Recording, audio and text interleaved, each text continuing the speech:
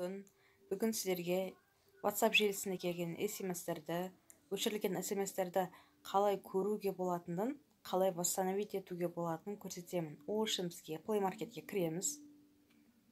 Поискқа жазамыз. WhatsApp. Мінекей, менде бұл программа уже көшіріліп тұр. Мінекей, осы программаны көшіріп аласыздар.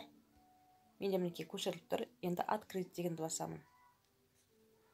Мінекей, менде жаңағы группаларда жазылған SMS-тер кейіннен өшірілген. Соның барлығы қандай кім не жазды, соның барлығы осының ішінде шығып тұрады. Мысалға бір SMS-ке осылай өшірілген SMS келіп тұрады. Бірақ бұл жерде кейде фотолар, аудиолар ашылмай қалуы мүмкін.